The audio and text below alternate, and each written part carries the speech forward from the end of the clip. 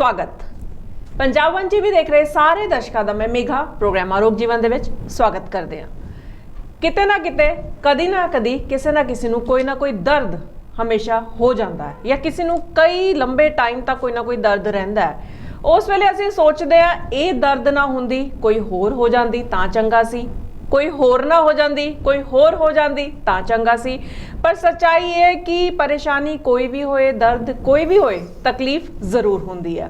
पर कुछ एक समस्यावां इदां दियां हुंदियां ने जिहदा इलाज संभव है, जिहदा इलाज हो सकता है। किते असीं गिर जाने आ, सानूं सੱਟ लग जाती है, कदी फ्रैक्चर हो जाता है, उस तो बाद जे दर्द रहिंदी है असीं फिजियोथैरेपिस्ट कोल जाने आ।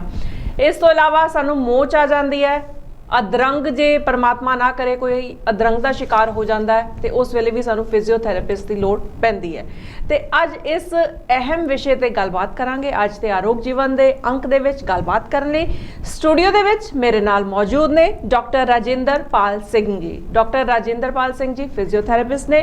अज फिजियोथैरेपी बारे इन्हां कोलों काफ़ी जानकारी लवांगे। बहुत बहुत तुहाडा पंजाब वन टीवी के स्टूडियो दे विच स्वागत करते हैं। धन्यवाद जी।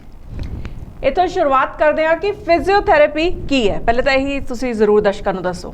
फिजियोथैरेपी एक ऐसी आधुनिक साइंस जिहदे विच असीं ऑर्थो, मस्कुलोस्केलेटल ते न्यूरोलॉजिकल प्रॉब्लम्स का इलाज करते हैं। कहण दा भाव कि हड्डियां, जोड़ां, मांसपेशियां अते नर्व्स नाल रिलेटेड, दिमाग नाल रिलेटेड बहुत सारियां बीमारियां का इलाज करते हैं जी। जिवें कि कमर दर्द, सर्वाइकल पेन जिहड़ी गर्दन च दर्द हुंदी है, मोढियां च पेन, जॉइंट्स विच पेन होना, किसी भी रीजन करके दर्द होनी, यह है ऑर्थो दे।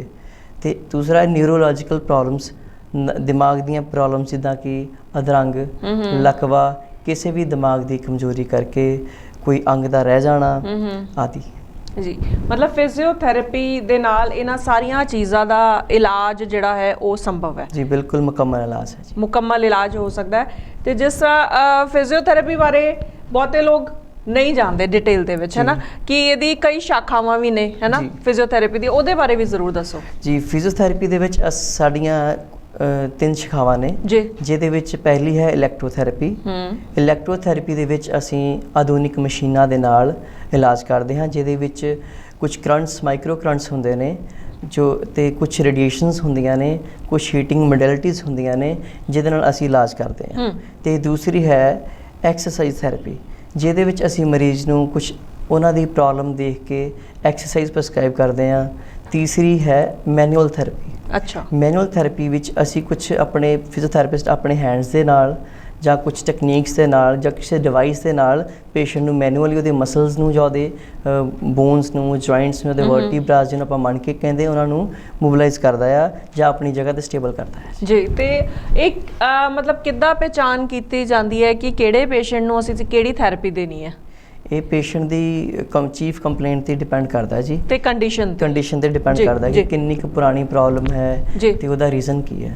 ਤੇ ਇੱਕ ਥੈਰੇਪੀ ਦਿੱਤੀ ਜਾਂਦੀ ਹੈ ਕਿ ਤਿੰਨੋਂ ਥੈਰੇਪੀਜ਼ ਜਿਹੜੀਆਂ ਆ ਉਹ ਇਕੱਠੀਆਂ ਦਿੱਤੀਆਂ ਜਾਂਦੀਆਂ? ਹਾਂਜੀ, ਇਹ ਥੈਰੇਪੀਜ਼ ਇੱਕ ਕੰਬੀਨੇਸ਼ਨ ਥੈਰੇਪੀ ਹੈ ਜੀ, ਸਾਰੀਆਂ ਇਕੱਠੀਆਂ ਹੀ ਫਿਜ਼ੀਓਥੈਰੇਪੀ ਦਾ ਪਾਰਟ ਹੈ ਤੇ ਇਹ ਤਿੰਨਾਂ ਤੋਂ ਇਲਾਵਾ ਕੋਈ ਹੋਰ ਚਾਰਾ ਨਹੀਂ, ਆਪਾਂ ਫਿਜ਼ੀਓਥੈਰੇਪੀ ਇਕੱਠੇ ਹੀ ਦਿੰਦੇ ਇਹਨਾਂ ਨੂੰ ਜੀ। ਆਮ ਤੌਰ ਤੇ ਡਾਕਟਰ ਸਾਹਿਬ ਇਹ ਸੁਣਿਆ ਕਿ ਜਿਹਨੂੰ ਅਧਰੰਗ ਦੀ ਸਮੱਸਿਆ ਆਉਂਦੀ ਹੈ ਨਾ, ਪਹਿਲੇ ਤਾਂ ਤੁਹਾਡੇ ਤੋਂ ਜਾਣਾਂਗੇ ਕਿ ਅਧਰੰਗ ਹੈ ਕੀ, है ना, फिर कि जे किसी को ये प्रॉब्लम आती है तो डॉक्टर भी सुजैसट करते हैं जिहदे कोल इलाज चल रहा है, वो कहते हैं कि तुसी फिजियोथैरेपिस्ट कोल जाओ या उन्हां नाल कॉन्टैक्ट करो।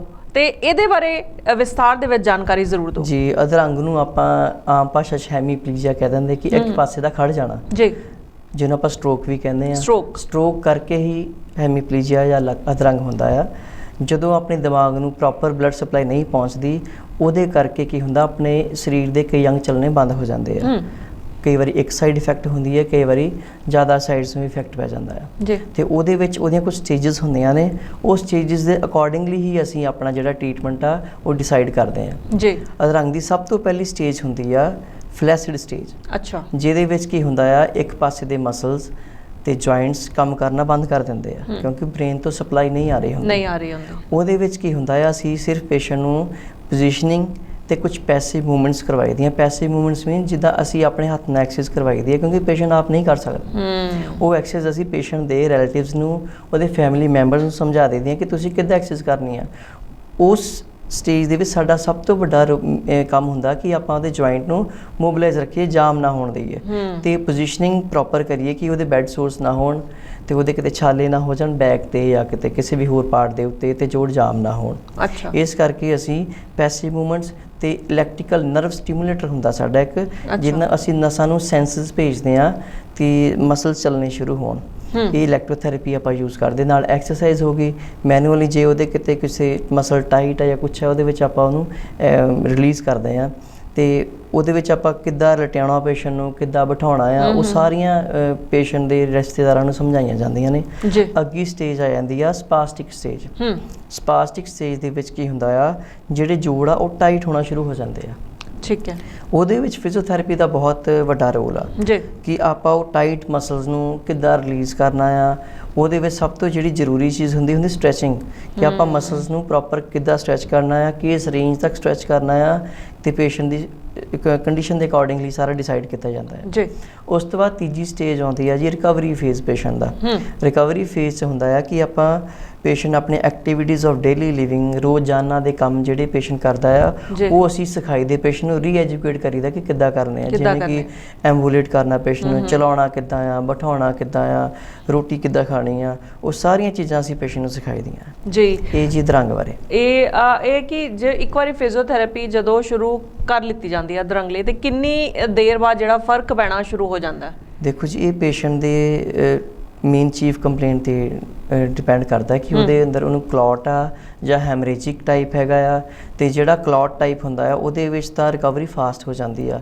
ਜਦੋਂ ਕਲੌਟ ਖੁੱਲ੍ਹਣਾ ਸ਼ੁਰੂ ਹੋ ਗਿਆ ਉਦੋਂ ਰਿਕਵਰੀ ਹੋਣ ਲੱਗਦੀ ਸ਼ੁਰੂ ਹੋ ਜਾਂਦੀ ਆ। ਉਸ ਤੋਂ ਬਾਅਦ ਜਿਹੜਾ ਹੈਮਰੇਜਿਕ ਆ ਉਹਦੇ ਵਿੱਚ ਥੋੜ੍ਹਾ ਟਾਈਮ ਲੱਗਦਾ ਆ। ਸੋ ਮੈਂ ਦਰਸ਼ਕਾਂ ਨੂੰ ਇਹ ਕਹਿਣਾ ਚਾਹੂੰਗਾ ਕਿ ਸਾਨੂੰ ਥੋੜ੍ਹੀ ਪੇਸ਼ੈਂਸ ਰੱਖਣੀਆਂ ਚਾਹੀਦੀਆਂ ਆ। ਇਹ ਇੱਦਾਂ ਨਹੀਂ ਕਿ ਝਟਪਟ ਨਹੀਂ ਹੋ ਜਾਂਦਾ, ਕਿਉਂਕਿ ਇੱਕ ਦਿਮਾਗ ਦੀ ਗੱਲ ਆ, ਜਦੋਂ ਉਹ ਪ੍ਰੋਬਲਮ ਆ ਜਾਂਦੀ ਤੇ ਉਹ ਰਿਕਵਰ ਹੋਣ ਨੂੰ ਟਾਈਮ ਲੱਗਦਾ। ਕਈ ਵਾਰੀ 5 ਤੋਂ 6 ਮਹੀਨੇ ਵੀ ਲੱਗ ਜਾਂਦੇ ਨੇ, ਕਈ ਵਾਰੀ 6 ਤੋਂ 8 ਮਹੀਨੇ ਵੀ ਲੱਗ ਜਾਂਦੇ ਨੇ। ਤੇ ਪੇਸ਼ੈਂਟ ਦੇ ਵਿੱਚ ਪੇਸ਼ੈਂਸ ਨਹੀਂ ਹੁੰਦੀਆਂ, ਨਾ ਉਹਦੇ ਫੈਮਿਲੀ ਮੈਂਬਰਸ ਹੁੰਦੀਆਂ। 1 ਮਹੀਨਾ ਕਰਵਾ ਕੇ ਜਾਂ 15-20 ਦਿਨ ਕਰਵਾ ਕੇ ਕਹਿ ਦਿੰਦੇ ਬਸ ਹੁਣ ਅਸੀਂ ਫਿਜ਼ੀਓਥੈਰੇਪੀ ਨਹੀਂ ਕਰਵਾਉਣੀ। ਪਰ ਇਹ ਬਹੁਤ ਗਲਤ ਗੱਲ ਹੈ। ਜਿੰਨਾ ਚਿਰ ਪੇਸ਼ੈਂਟ ਪੂਰਾ ਚੱਲਣਯੋਗ ਨਹੀਂ ਹੋ ਜਾਂਦਾ ਜਾਂ ਤੁਹਾਨੂੰ ਥੈਰੇਪਿਸਟ ਨਹੀਂ ਕਹਿ ਦਿੰਦਾ, ਉਨਾ ਚਿਰ ਤੁਹਾਨੂੰ ਫਿਜ਼ੀਓਥੈਰੇਪੀ ਨਹੀਂ ਰੋਕਣੀ ਚਾਹੀਦੀ, ਕੰਟੀਨਿਊਸ ਕਰਵਾਉਣੀ ਚਾਹੀਦੀ। ਅਕਸਰ ਤੁਸੀਂ ਦੇਖਿਆ ਹੋਗਾ ਬਹੁਤ ਸਾਰੇ ਜਿਹੜੇ ਅਧਰੰਗ ਦੇ ਪੇਸ਼ੈਂਟ ਹੁੰਦੇ ਆ ਉਹ ਕ੍ਰੋਨਿਕ, ਉਹਨਾਂ ਦੇ ਹੱਥ ਨਹੀਂ ਚੱਲਦਾ ਹੁੰਦਾ ਤੇ ਪੈਰ ਨਹੀਂ ਚੱਲਦਾ, ਉਹ ਬਹੁਤ ਲੱਤ ਘੁਮਾ ਕੇ ਚੱਲਦੇ ਨੇ ਜੀ। ਬਿਲਕੁਲ, ਉਹਦੇ ਵਿੱਚ ਵੱਡਾ ਰੀਜ਼ਨ ਇਹੀ ਆ ਕਿ ਉਹਨਾਂ ਦੀ ਫਿਜ਼ੀਓਥੈਰੇਪੀ ਨਹੀਂ ਹੋਈ ਹੁੰਦੀ। ਸੋ ਸਾਨੂੰ ਇੱਕ ਕੁਆਲੀਫਾਈਡ ਫਿਜ਼ੀਓਥੈਰੇਪਿਸਟ ਦੇ ਕੋਲ ਜਾਣਾ ਚਾਹੀਦਾ ਆ ਤੇ ਉਹਦੇ ਸਲਾਹ ਦੇ ਨਾਲ ਹੀ ਐਕਸਰਸਾਈਜ਼ ਕਰਵਾਉਣੀ ਚਾਹੀਦੀ ਹੈ। ਆਪਣੀ ਮਰਜ਼ੀ ਨਾਲ ਕੁਇਟ ਨਹੀਂ ਕਰ ਜਾਣਾ ਚਾਹੀਦਾ, ਕੁਇਟ ਨਹੀਂ ਕਰਨਾ ਚਾਹੀਦਾ।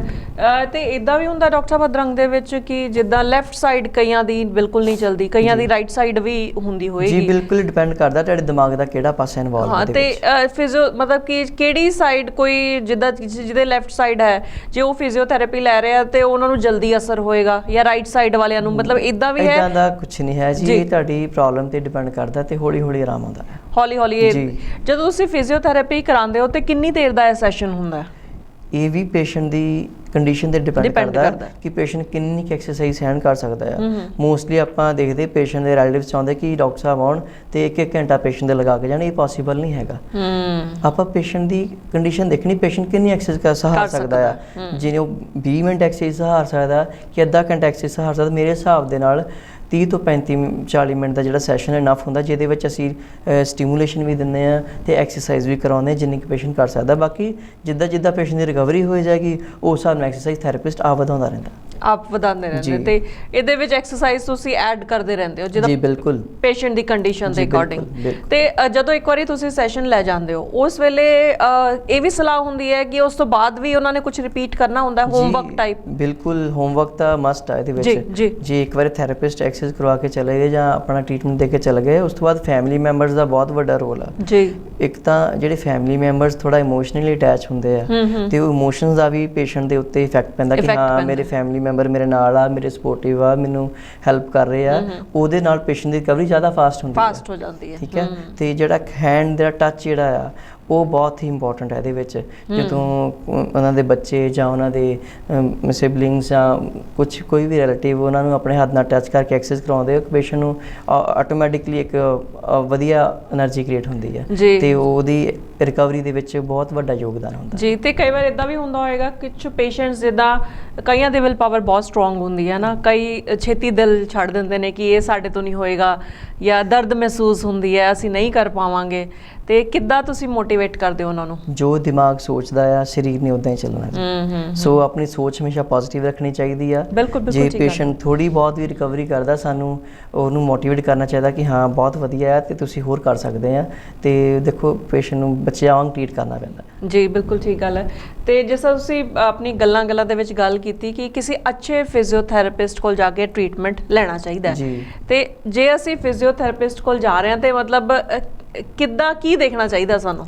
ਦੇਖੋ ਜੀ, ਇੱਕ ਥੈਰੇਪਿਸਟ ਦਾ ਇੱਕ ਜਿਹੜਾ ਸੈਟਅਪ ਬਹੁਤ ਹੀ ਵਧੀਆ ਵੈਲ ਕਿਊਬਡ ਹੋਣਾ ਚਾਹੀਦਾ ਆ। ਪਹਿਲਾਂ ਤਾਂ ਆਪਣੇ এনवायरमेंट ਤੋਂ ਪਤਾ ਲੱਗ ਜਾਂਦਾ ਆ, ਫਿਰ ਮੋਸਟ ਪ੍ਰੋਬਬਲੀ ਡਾਕਟਰ ਸਾਹਿਬ ਦੀ ਡਿਗਰੀ ਤਾਂ ਲੱਗੀ ਹੁੰਦੀ ਆ ਇਹਨਾਂ ਦੇ ਬੈਕ ਤੇ ਉਹ ਵੀ ਆਪਾਂ ਦੇਖ ਸਕਦੇ ਹਾਂ। ਤੁਸੀਂ ਡਾਕਟਰ ਤੋਂ ਪੁੱਛ ਸਕਦੇ ਆ ਕਿ ਹਾਂ ਕਿ ਡਾਕਟਰ ਸਾਹਿਬ ਤੁਸੀਂ ਕੁਆਲੀਫਾਈਡ ਹੋ, ਤੁਸੀਂ ਫਿਜ਼ੀਓਥੈਰੇਪਿਸਟ ਹੋਗੇ, ਜਾਂ ਤੁਸੀਂ ਕੋਈ ਬਹੁਤ ਆਲਟਰਨੇਟ ਥੈਰੇਪੀਜ਼ ਵੀ ਹੈਗੀਆਂ ਜਿਵੇਂ ਕਿ ਐਕੂਪ੍ਰੈਸ਼ਰ ਹੋ ਗਈ, ਐਕੂਪੰਕਚਰ ਹੋ ਗਈ, ਇੱਦਾਂ ਬਹੁਤ ਸਾਰੇ ਐਨ ਨੰਬਰ ਆਫ ਥੈਰੇਪੀਜ਼ ਹੈਗੀਆਂ। ਕਈ ਤਾਂ ਫ੍ਰੀ ਆਫ ਕੋਸਟ ਥੈਰੇਪੀ ਦੇ ਰਹੇ। ਥੈਰੇਪੀ ਦਾ ਮਤਲਬ ਹੁੰਦਾ ਟ੍ਰੀਟਮੈਂਟ, ਤੇ ਅੱਗੇ ਉਹਦੀਆਂ ਬਹੁਤ ਸਾਰੀਆਂ ਬ੍ਰਾਂਚਿਸ ਨੇ ਕਿ ਉਹ ਰੇਡੀਓਥੈਰੇਪੀ ਆ ਜਾਂ ਕੁਛ ਹੀਟ ਥੈਰੇਪੀ ਆ ਜਾਂ ਫਿਜ਼ੀਓਥੈਰੇਪੀ ਆ, ਕੁਛ ਜਾਂ ਕੋਈ ਅੱਜ ਕੱਲ੍ਹ ਬੈਡਸ ਬਹੁਤ ਚੱਲੇ ਆ, ਸਿਰਾਜਨ ਥੈਰੇਪੀ ਆ।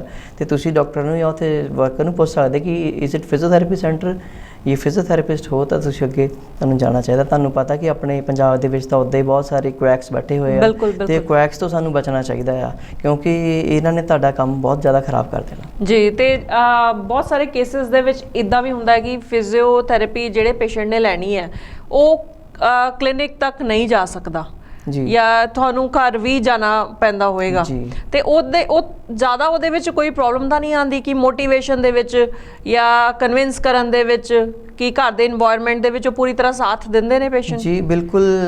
ਜਿਹੜੇ ਪੇਸ਼ੈਂਟ ਆਪਣੇ ਕਲੀਨਿਕ ਤੇ ਨਹੀਂ ਚੱਲ ਕੇ ਆ ਸਕਦੇ ਉਹਨਾਂ ਵਾਸਤੇ ਹੋਮ ਫਿਜ਼ੀਓਥੈਰੇਪੀ ਰਿਕਮੈਂਡਡ ਆ। ਥੈਰੇਪਿਸਟ ਉਹਨਾਂ ਦੇ ਘਰ ਜਾਂਦੇ ਨੇ ਤੇ ਪ੍ਰੋਪਰ ਐਕਸੈਸ ਜੋ ਟ੍ਰੀਟਮੈਂਟ ਹੁੰਦਾ ਦਿੰਦੇ ਨੇ, ਤੇ ਇਹਦੇ ਵਿੱਚ ਕੋਈ ਡਿਫਰੈਂਸ ਨਹੀਂ ਹੁੰਦਾ। ਅੱਛਾ। ਤੇ ਐਜ਼ ਯੂਜ਼ੁਅਲ ਜਿੱਦਾਂ ਅਸੀਂ ਕਲੀਨਿਕ ਤੇ ਥੈਰੇਪੀ ਦੇਈਦੀ ਹੈ ਉੱਦਾਂ ਅਸੀਂ ਘਰ ਜਾ ਕੇ ਦੇ ਸਕਦੇ ਹਾਂ। ਕੁਝ ਕੰਡੀਸ਼ਨ 'ਚ ਹੁੰਦਾ ਹੈ ਜਿੱਥੇ ਸਾਡੀਆਂ ਮੋਡੈਲਿਟੀਜ਼ ਹੁੰਦੀਆਂ ਹੈਵੀ ਹੁੰਦੀਆਂ, ਆਪਾਂ ਨਹੀਂ ਕੈਰੀ ਕਰ ਸਕਦੇ, ਉਹਨਾਂ ਪੇਸ਼ੈਂਟ ਨੂੰ ਆਪਾਂ ਕਹੀਦਾ ਕਿ ਕਲੀਨਿਕ ਤੇ ਆਓ। ਅਦਰਵਾਈਜ਼ ਜਿਹੜਾ ਪੇਸ਼ੈਂਟ ਬੈੱਡ ਰੀਡਨ ਆ ਉਹਦੇ ਵਾਸਤੇ ਤਾਂ ਆਪਾਂ ਹੋਮ ਵਿਜ਼ਿਟ ਹੀ ਦੇ ਸਕਦੇ ਹਾਂ। ਬਿਲਕੁਲ ਠੀਕ ਗੱਲ ਹੈ। ਤੇ ਆਪਣੀ ਗੱਲਬਾਤ ਇਸੇ ਤਰ੍ਹਾਂ ਕਰਦੇ ਰਵਾਂਗੇ ਪ੍ਰੋਗਰਾਮ ਆਰੋਗ ਜੀਵਨ ਦੇ ਵਿੱਚ। ਮਿਲਦੇ ਆ ਇੱਕ ਛੋਟੇ ਜਿਹੇ ਬ੍ਰੇਕ ਤੋਂ ਬਾਅਦ। ਸਾਡਾ ਆਪਣਾ ਖਾदिम ਜੁਐਲਰ, ਵਿਆਹ ਹੋਵੇ ਪੁੱਤ ਦਾ ਜਾਂ ਫਿਰ ਹੋਵੇ ਧੀ ਦਾ, ਆਪਣਿਆਂ ਦਾ ਪਿਆਰ ਤੇ ਵਿਸ਼ਵਾਸ ਤੁਹਾਡਾ ਆਪਣਾ ਖਾदिम ਜੁਐਲਰ। ਪਿਆਰ ਹੋਵੇਗਾ ਤੁਹਾਡਾ ਤੇ ਵਿਸ਼ਵਾਸ ਹੋਵੇਗਾ ਸਾਡਾ। ਜੇਕਰ ਤੁਸੀਂ ਵੀ ਚਾਹੁੰਦੇ ਹੋ ਆਪਣੀ ਜ਼ਿੰਦਗੀ 'ਚ ਹੀਰੇ ਵਰਗੀ ਚਮਕ, ਚਾਹੁੰਦੇ ਹੋ ਕੀਮਤੀ ਪਲਾਂ ਨੂੰ ਖੂਬਸੂਰਤ ਬਣਾਉਣਾ, ਤਾਂ ਫਿਰ ਜਲਦੀ ਪਹੁੰਚੋ ਖਾदिम ਜੁਐਲਰ, ਜਿੱਥੇ ਤੁਹਾਨੂੰ ਨਵੇਂ ਡਿਜ਼ਾਈਨਸ ਦੇ ਨਾਲ ਮਿਲਣਗੇ ਪਿਓਰ ਤੇ ਖੂਬਸੂਰਤ ਗਹਿਣੇ। ਸ਼ੁੱਧਤਾ ਤੇ ਭਰੋਸੇ ਦਾ ਨਾਂ ਹੈ ਸਿਰਫ ਤੇ ਸਿਰਫ ਖਾदिम ਜੁਐਲਰ। ਗੱਲ ਮੈਰਿਜ ਰਿੰਗ ਦੀ ਹੋਵੇ ਜਾਂ ਫਿਰ ਹੋਵੇ ਕੰਨਾਂ ਦੇ ਝੁਮਕਿਆਂ ਦੀ, ਜਾਂ ਫਿਰ ਹੋਵੇ ਗਲ ਦੇ ਰਾਣੀ ਹਾਰ ਦੀ, ਗੱਲ ਹੋਵੇ ਹੱਥਾਂ ਦੇ ਖੂਬਸੂਰਤ ਚੂੜੀਆਂ ਦੀ, ਤੁਹਾਡੀਆਂ ਖੁਸ਼ੀਆਂ ਦੇ ਵਿੱਚ ਘਰੇ ਸੋਨੇ ਵਾਂਗ ਚਮਕਦਾ ਏ ਖਾदिम ਜੁਐਲਰ। ਹਰ ਪ੍ਰਕਾਰ ਦੇ ਗਹਿਣਿਆਂ ਦੀ ਇੱਕ ਵੱਡੀ ਰੇਂਜ ਤੇ ਅਨਬਿਲੀਵੇਬਲ ਪ੍ਰਾਈਸ। ਤਾਂ ਫਿਰ ਹੈ ਨਾ ਖੁਸ਼ਖਬਰੀ, ਰਿਸ਼ਤਿਆਂ ਦੀਆਂ ਤੰਦਾਂ ਨੂੰ ਸੁਨਹਿਰੀ ਅਤੇ ਪਿਆਰ ਭਰੀਆਂ ਗੰਢਾਂ ਦੇਣ ਦੇ ਲਈ ਖਾदिम ਜੁਐਲਰ ਆਪਦੀ ਸੇਵਾ ਦੇ ਵਿੱਚ ਹਾਜ਼ਰ ਹੈ। ਰਿਸ਼ਤਿਆਂ ਦੀ ਬੁੱਕਲ ਨੂੰ ਹੋਰ ਮਜ਼ਬੂਤ ਕਰਨ ਦੇ ਲਈ ਹਮੇਸ਼ਾ ਤਿਆਰ ਤੁਹਾਡਾ ਆਪਣਾ ਖਾदिम ਜੁਐਲਰ। ਖਾदिम ਜੁਐਲਰ ਦੀ ਵੰਨ-ਸੁਵੰਨਤਾ ਤੁਹਾਡੀ ਰਿਸ਼ਤਿਆਂ ਨੂੰ ਪਿਆਰ ਭਰੇ ਰੰਗ ਦੇ ਵਿੱਚ ਹਮੇਸ਼ਾ ਤੁਹਾਡੇ ਨਾਲ। ਵੈਰਾਈਟੀ ਅਤੇ ਕੁਆਲਿਟੀ ਦੇ ਨਾਲ ਕੋਈ ਸਮਝੌਤਾ ਨਹੀਂ। ਹਮੇਸ਼ਾ ਆਪਣੇ ਪਿਆਰਿਆਂ ਦੀ ਸੇਵਾ ਦੇ ਵਿੱਚ ਹਾਜ਼ਰ।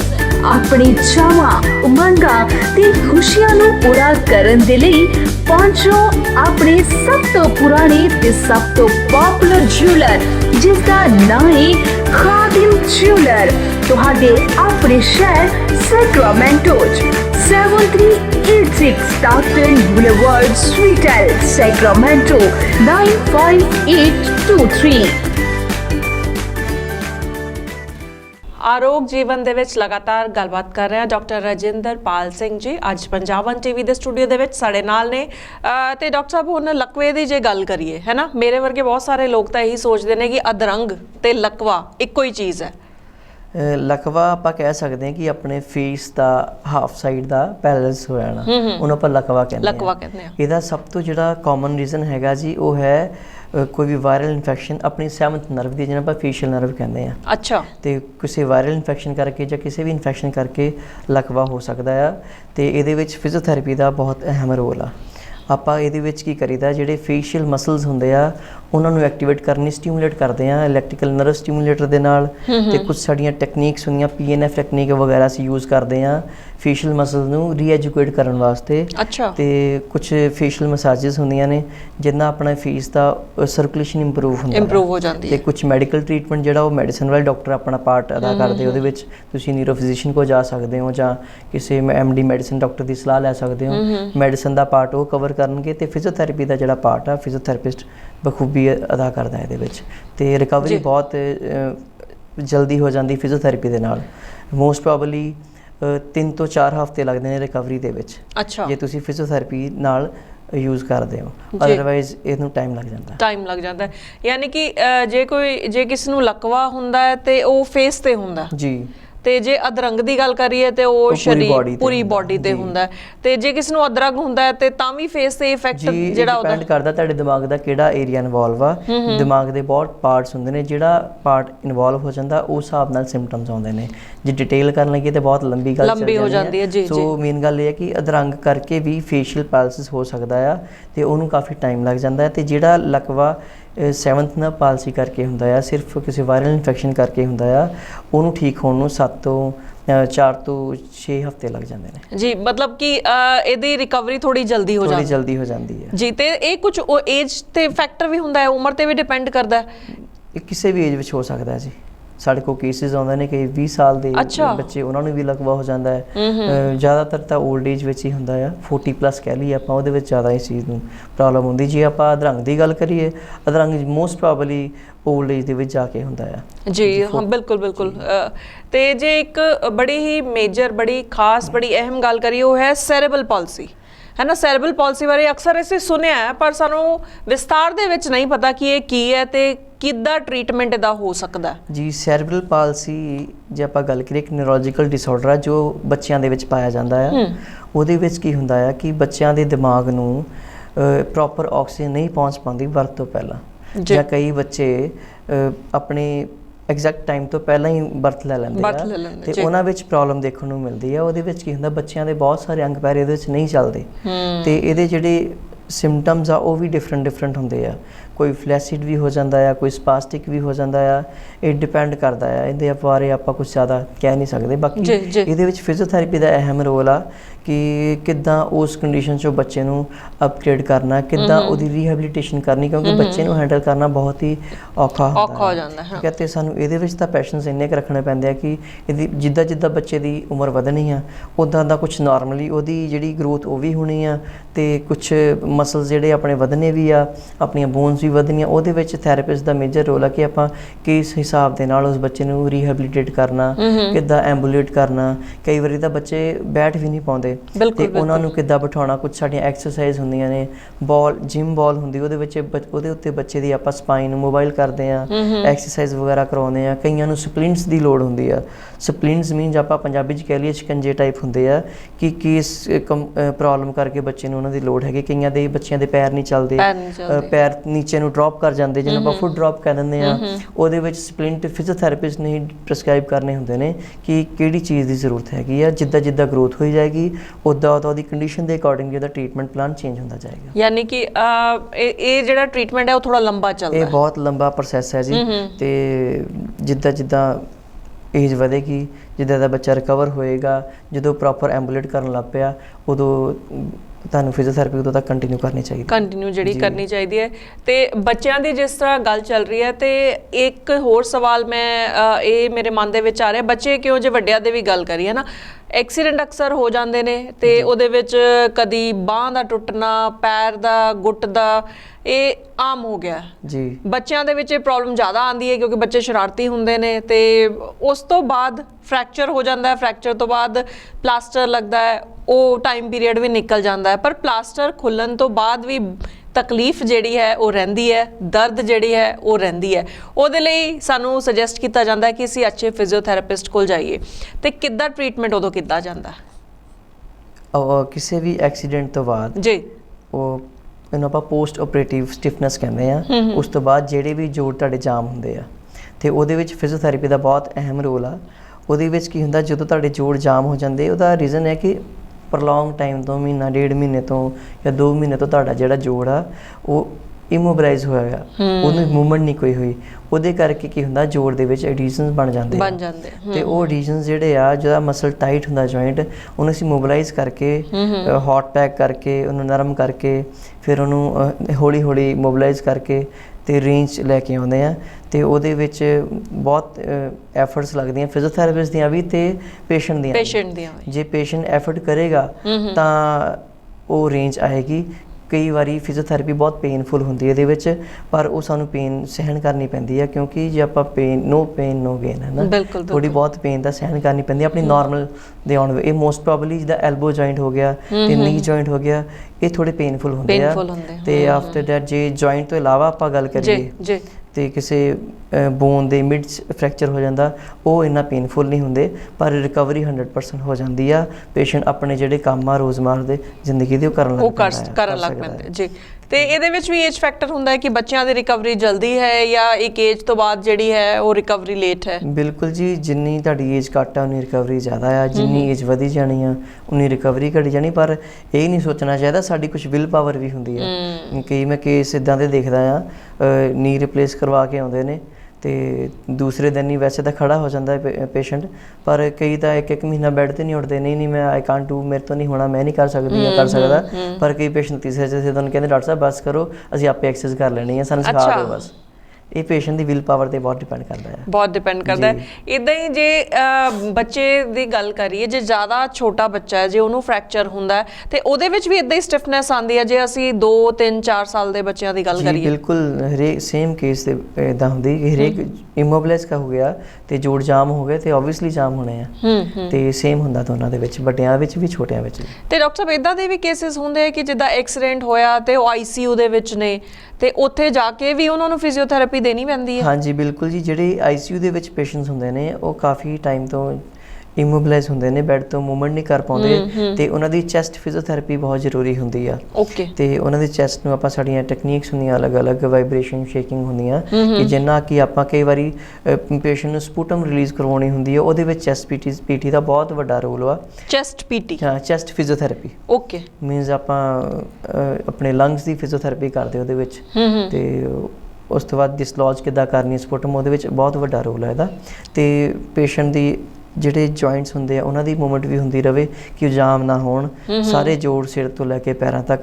ਕਿਸੇ ਵੀ ਕੰਡੀਸ਼ਨ ਨਾਲ ਪੇਸ਼ੈਂਟ ਸਫਰ ਹੋਵੇ, ਉਹਨਾਂ ਨੂੰ ਐਕਸਰਸਾਈਜ਼ ਜ਼ਰੂਰ ਪ੍ਰਸਕ੍ਰਾਈਬ ਕਰੀਦੀ ਹੈ ਕਿ ਪੇਸ਼ੈਂਟ ਜਿਹੜਾ, ਇੱਕ ਤਾਂ ਮਾਹੌਲ ਵਧੀਆ ਬਣਿਆ ਰਹਿੰਦਾ ਤੇ ਪੇਸ਼ੈਂਟ ਨੂੰ ਫੀਲ ਨਹੀਂ ਹੁੰਦਾ ਕਿ ਮੈਂ ਬੈੱਡ ਤੇ ਜ਼ਿਆਦਾ ਟਾਈਮ ਤੋਂ ਹੈਗਾ, ਤੇ ਜਿਹੜੇ ਜੋੜ ਅੰਗ ਪੈਰ ਚੱਲਦੇ ਰਹਿੰਦੇ ਆ ਜੀ। ਤੇ ਡਾਕਟਰ ਸਾਹਿਬ ਇਹ 'ਚ ਮੈਂ ਇਹ ਵੀ ਮਹਿਸੂਸ ਕਰ ਰਹੀ ਕਿ ਬਹੁਤ ਵੱਡਾ ਰੋਲ ਹੁੰਦਾ ਹੋਏਗਾ ਫਿਜ਼ੀਓਥੈਰੇਪਿਸਟ ਦੀ ਗੱਲਾਂ ਦਾ, ਉਹਦੇ ਐਟੀਟਿਊਡ ਦਾ, ਕਿਉਂਕਿ ਤੁਸੀਂ ਇੰਨੀ ਸੌਫਟਲੀ, ਇੰਨੀ ਵਧੀਆ ਤਰੀਕੇ ਦੇ ਨਾਲ ਦੱਸ ਰਹੇ ਹੋ ਤੇ ਮੈਨੂੰ ਲੱਗਦਾ ਅੱਧੇ ਪੇਸ਼ੈਂਟ ਤੁਹਾਨੂੰ ਮਿਲ ਗਏ ਉੱਦਾਂ ਹੀ ਠੀਕ ਹੋ ਜਾਂਦੇ ਹੋਣਗੇ। ਇੱਕ ਡਾਕਟਰ ਦੀ ਕਾਉਂਸਲਿੰਗ ਜਿਹੜੀ ਆ ਉਹ ਬਹੁਤ ਜ਼ਰੂਰੀ ਆ ਜੀ ਅਸੀਂ ਇਕੱਲੇ ਫਿਜ਼ੀਓਥੈਰੇਪਿਸਟ ਨਹੀਂ ਹੈਗੇ, ਕਾਉਂਸਲਰ ਵੀ ਕਹਿ ਸਕਦੇ। ਕਾਉਂਸਲਿੰਗ ਬਹੁਤ ਜ਼ਰੂਰੀ ਹੈ ਪੇਸ਼ੈਂਟ ਦੀ।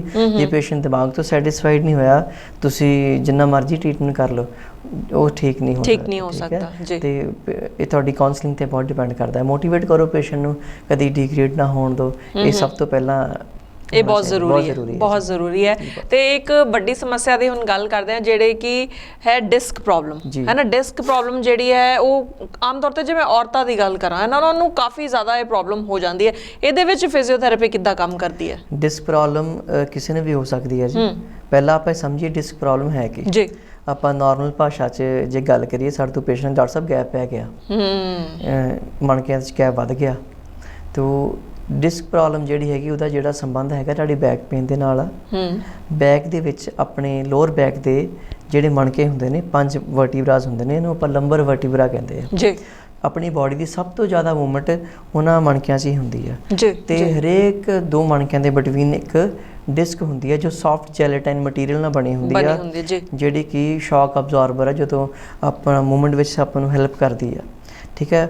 ਉਹ ਡਿਸਕ ਦੇ ਸਾਈਡਸ ਤੋਂ ਨਰਵਸ ਜਾਂਦੀਆਂ ਨੇ।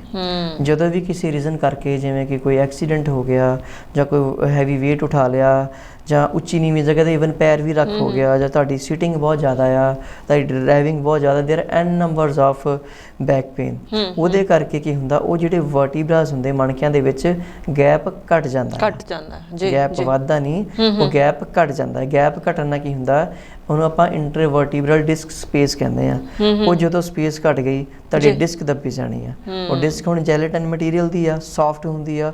ਉਹ ਡਿਸਕ ਨੇ ਪ੍ਰੈਸ਼ਰ ਤੁਹਾਡੀ ਨਰਵ ਤੇ ਪਾਉਣਾ ਆ, ਤੇ ਉਹ ਜਿਹੜੇ ਲੰਬਰ ਵਰਟੀਬਰਾ ਦੀ ਡਿਸਕ ਹੈਗੀ ਜਾਂ ਨਰਵਸ ਹੈਗੀਆਂ, ਉਹ ਸਪਲਾਈ ਹੁੰਦੀਆਂ ਤੁਹਾਡੀ ਲੱਤਾਂ ਨੂੰ। ਤੇ ਜਿਹਦੇ ਕਰਕੇ ਪਹਿਲਾਂ ਤਾਂ ਪੇਨ ਬੈਕ ਸਟਾਰਟ ਹੁੰਦੀ ਆ। ਜਿੱਦਾਂ ਜਿੱਦਾਂ ਆਪਾਂ ਉਹਦਾ ਟ੍ਰੀਟਮੈਂਟ ਨਹੀਂ ਲੈਂਦੇ, ਉਹ ਪੇਨ ਤੁਹਾਡੀ ਲੱਤਾਂ 'ਚ ਚਲੇ ਜਾਂਦੀ ਆ, ਫਿਰ ਪੈਰਾਂ 'ਚ ਚਲੀ ਜਾਂਦੀ ਆ। ਉਹ ਦਰਦ ਤੋਂ ਬਾਅਦ ਕਈ ਵਾਰੀ ਪੈਰ ਸੌਣਾ ਸ਼ੁਰੂ ਹੋ ਜਾਂਦੇ ਆ। ਜੇ ਹੋਰ ਪ੍ਰੋਬਲਮ ਵੱਧ ਜਾਵੇ, ਕਈ ਵਾਰੀ ਪੈਰ ਡ੍ਰੌਪ ਵੀ ਹੋ ਜਾਂਦੇ, ਫੁੱਟ ਡ੍ਰੌਪ ਆਪਾਂ ਉਹਨੂੰ ਕਹਿੰਦੇ ਆ। ਉਹ ਪੈਰ ਤੁਹਾਡਾ ਕੰਮ ਕਰਨਾ ਬੰਦ ਕਰ ਦਿੰਦਾ ਆ। ਫੁੱਟ ਡ੍ਰੌਪ ਤੋਂ ਪਹਿਲਾਂ ਤੱਕ ਜਿਹੜੀਆਂ ਕੰਡੀਸ਼ਨਸ ਹੈਗੀਆਂ, ਉਹਦੇ ਵਿੱਚ ਫਿਜ਼ੀਓਥੈਰੇਪੀ ਬਹੁਤ ਕਾਰਗਰ ਆ।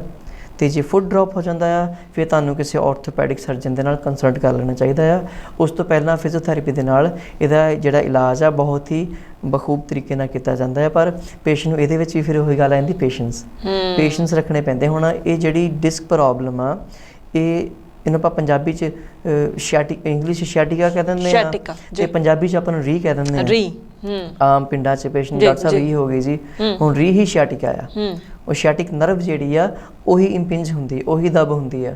ਜਿੰਨਾ ਚਿਰ ਉਹਦਾ ਮੇਨ ਰੀਜ਼ਨ ਕੀ ਆ, ਲੱਕ ਦੇ ਮਣਕਿਆਂ 'ਚੋਂ ਦੱਬੀ ਗਈ ਆ। ਜਿੰਨਾ ਚਿਰ ਉੱਥੋਂ ਨਹੀਂ ਰਿਲੀਜ਼ ਹੁੰਦੀ, ਉਨਾ ਚਿਰ ਤੁਹਾਡੀ ਦਰਦ ਨਹੀਂ ਹਟਣੀ, ਚਾਹੇ ਆਪਾਂ ਜਿੰਨੀ ਮਰਜ਼ੀ ਪੇਨ ਕਿਲਰਸ ਖਾ ਲਈਏ, ਜਾਂ ਇੰਜੈਕਟੇਬਲਸ ਲਵਾ ਲਈਏ, ਜਾਂ ਕੁਛ ਵੀ ਕਰ ਲਈਏ ਜੀ। ਮਤਲਬ ਬਹੁਤ ਜ਼ਰੂਰੀ ਹੈ ਸਾਰੀਆਂ ਗੱਲਾਂ ਵੱਲ ਧਿਆਨ ਦੇਣਾ, ਤੇ ਬੜੀ ਬਰੀਕੀਆਂ ਇਹਨਾਂ ਗੱਲਾਂ ਦੇ ਵਿੱਚ, ਕਿਉਂਕਿ ਕਈ ਚੀਜ਼ਾਂ ਸਾਨੂੰ ਪਤਾ ਨਹੀਂ ਹੁੰਦੀਆਂ, ਅਸੀਂ ਆਪਣੇ ਆਪ ਹੀ ਅੰਦਾਜ਼ਾ ਲਗਾ ਲੈਂਦੇ। ਕਈ ਵਾਰੀ ਇੱਦਾਂ ਹੁੰਦਾ ਕਿ ਕਮਰ ਦਰਦ ਵੀ ਹੁੰਦੀ ਹੈ, ਜਾਂ ਮੋਚ ਹੀ ਆਉਂਦੀ ਹੈ, ਤੇ ਅਸੀਂ ਘਰ ਹੀ ਛੋਟੇ ਮੋਟੇ ਟੋਟਕੇ ਕਰ ਲੈਂਦੇ, ਜਿਹਨੂੰ ਕਹਿੰਦੇ ਨੀਮ ਹਕੀਮ ਖਤਰਾ ਹੈ ਜਾਣ ਵਾਲੀ ਗੱਲ ਹੋ ਜਾਂਦੀ ਹੈ। ਸਾਨੂੰ ਫਾਇਦੇ ਦੀ ਜਗ੍ਹਾ ਨੁਕਸਾਨ ਹੋ ਜਾਂਦਾ ਹੈ। ਤੇ ਡਾਕਟਰ ਸਾਹਿਬ, ਇਹ ਵੀ ਦੱਸੋ ਕਿ ਜੇ ਘਰ ਦੇ ਵਿੱਚ ਮੋਚ ਆ ਜਾਂਦੀ ਹੈ ਪੈਰ ਨੂੰ, ਤੇ ਸਾਨੂੰ ਪਹਿਲੇ ਕੀ ਕਰਨਾ ਚਾਹੀਦਾ?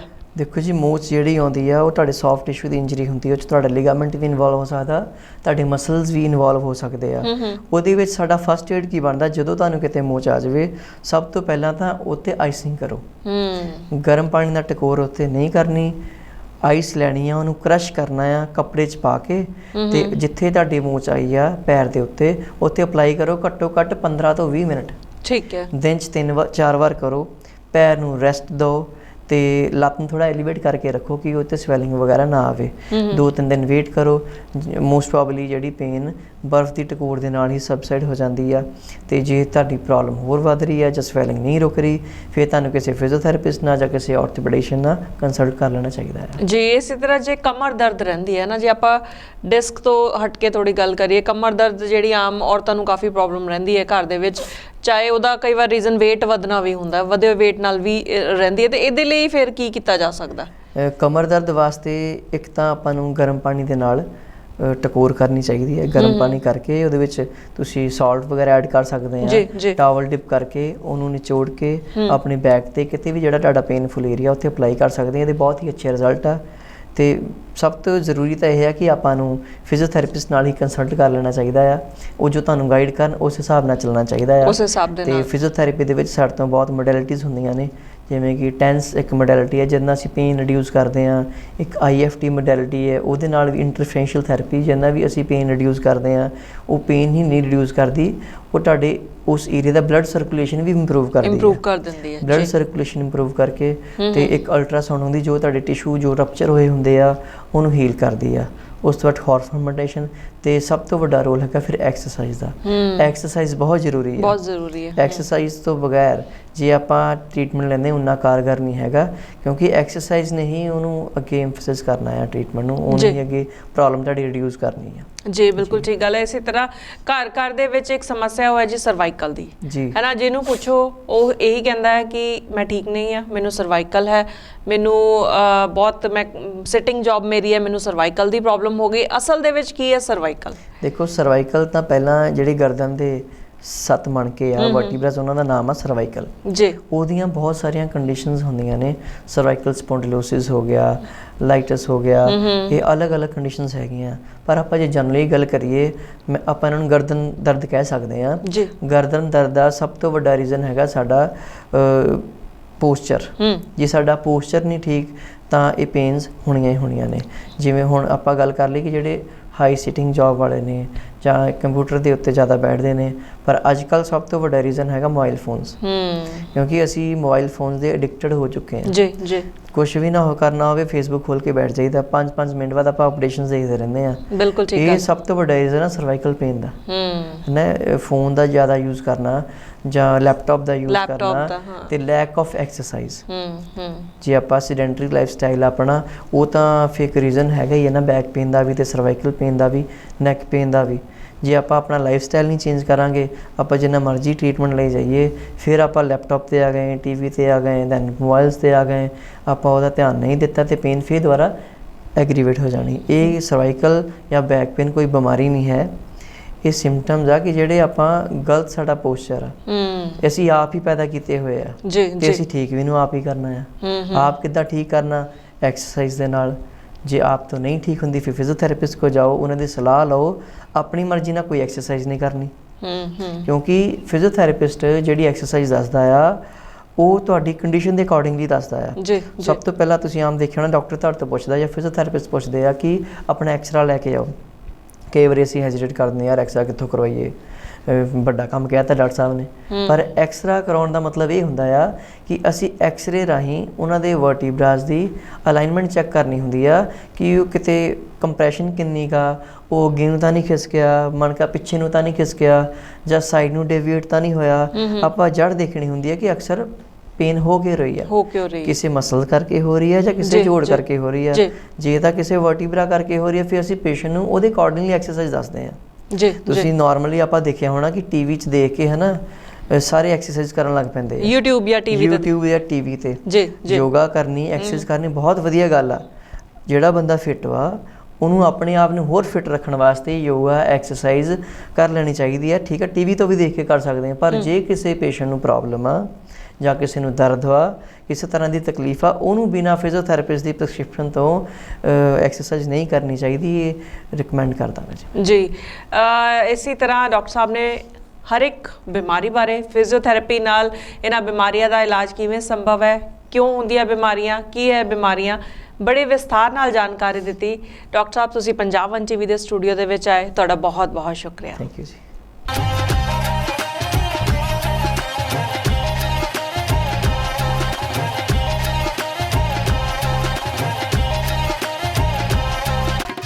For more updates, download Punjab 1 TV app free on Roku, Tikri TV, Google Play Store, iOS. Like, follow and share our Facebook page. YouTube channel भी subscribe कर सकते हो।